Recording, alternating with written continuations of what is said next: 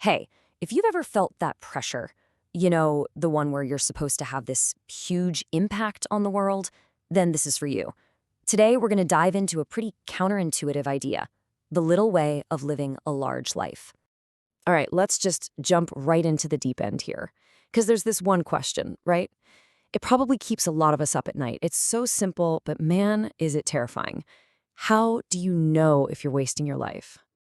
For a lot of us, this pressure, it started way back when we were kids. People told us, oh, you're so smart. You have so much potential. You could do anything. You could change the world. And I mean, they meant well, but that expectation, now that we're adults, it can feel just immense. So where does all this pressure come from anyway? Let's really dig into this modern push for a huge world-changing impact. And this is the real dilemma, isn't it? It's that feeling so many of us have. You kind of look around and you see friends doing these huge things, saving lives, shaping federal policy, and your own contribution just feels tiny.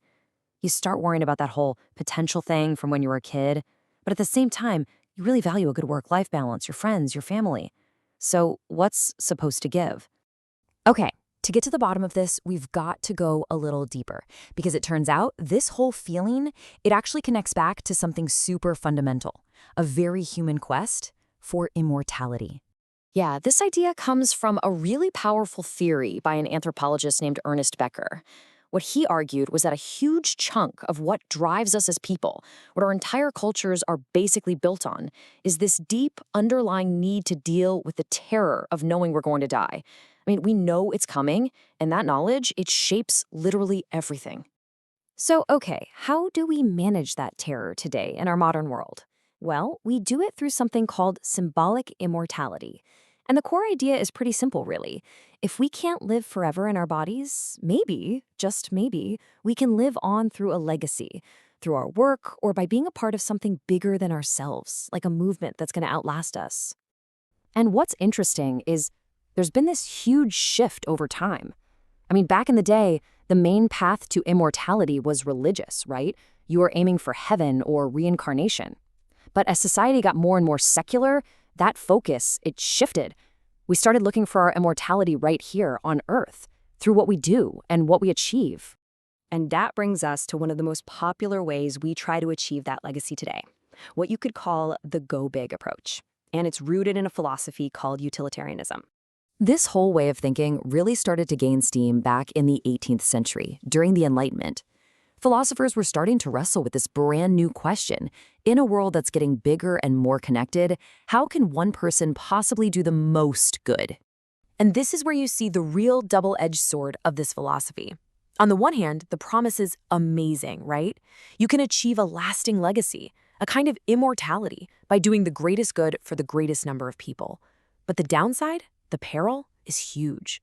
It creates this absolutely crushing pressure, where if you're not on some maximally heroic quest, it can feel like you're failing, like your life is meaningless.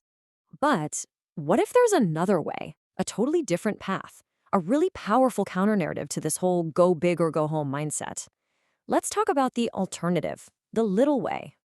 So, our guide for this other path is a woman named Saint Therese of Lisieux.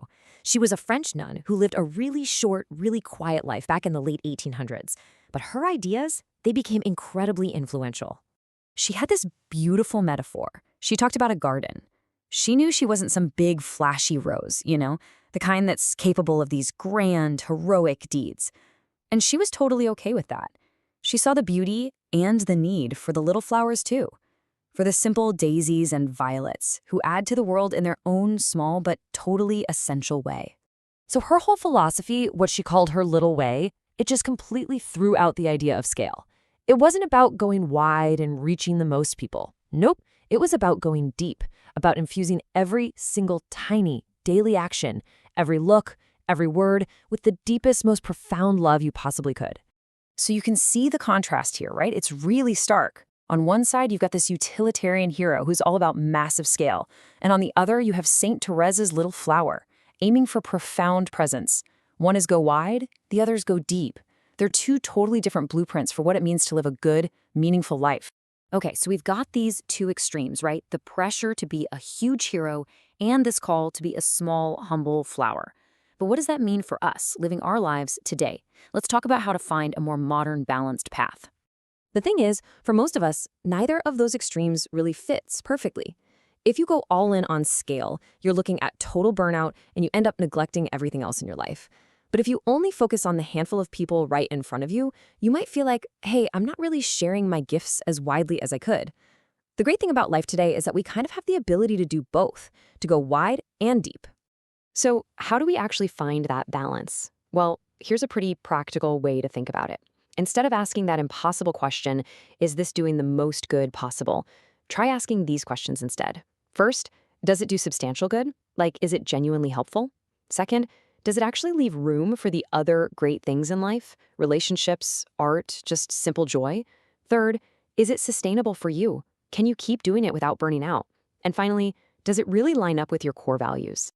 And this, right here, is the most important mental shift of all. This kind of balanced approach, it takes the focus completely off of death, off of legacy, off of what you're going to leave behind. And instead, it puts the focus exactly where it should be, on life itself, on how you're living it right here, right now. I mean, what if we just started from a completely different place? What if life isn't a problem we have to solve or some grand legacy we have to build? What if life is just a gift? Think about it like a box of candy. You don't get a box of candy and then try to hoard it to make it last forever. No way. The whole point is to appreciate it, to savor it, to enjoy the candy, and to share it. And when you start to see your life and your talents that way, as a gift, your motivation for doing good just completely changes. You're not acting out of fear anymore, fear of being forgotten or fear of being worthless.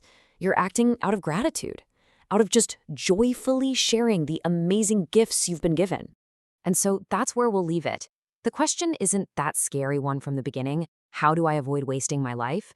It's something so much better, so much more empowering. It's this: how will you, in your own unique way, both savor and share the incredible gift that is your life?